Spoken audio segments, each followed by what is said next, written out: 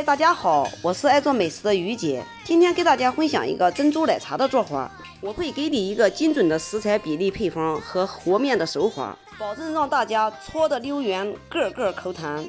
从做珍珠到煮奶茶，我会给大家详细讲解。下面请跟我一起来操作吧。可乐88克，红糖30克倒进锅里，把可乐也倒进锅里，用硅胶铲按压融化。等红糖彻底融化后，大火给它煮开，然后加88克的木薯淀粉进行搅拌。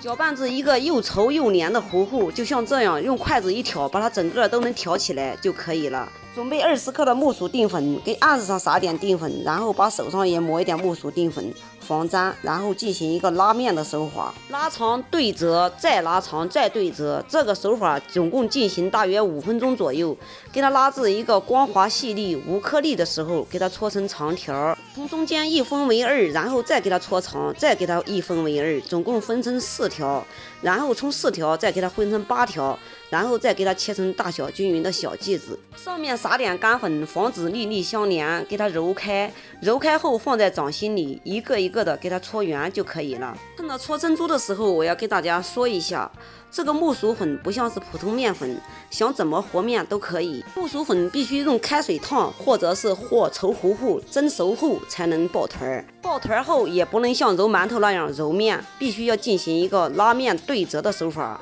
不然的话它难以搓圆。给大家说了这么多的原因，就是做珍珠失败率很大，成功率很小，不想让大家浪费食材，想让你一次成功。觉得我说的有道理，给我点个赞呗。锅里烧水，水开后倒入我们搓好的珍珠。按此方法，我用白糖水也做了一点白珍珠，放在一起给它煮开，用大火煮开，转小火再煮2分钟。等珍珠都飘起时，用漏勺给它过滤到一个凉水里，给它过一下凉。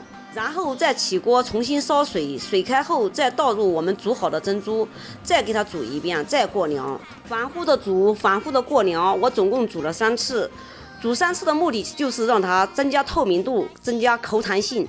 最后一次煮开后过凉的时候用凉白开，以免拉肚子。珍珠煮好了，让大家看一下，晶莹剔透又口弹。珍珠做好以后放在一边备用。我们现在来开始煮奶茶。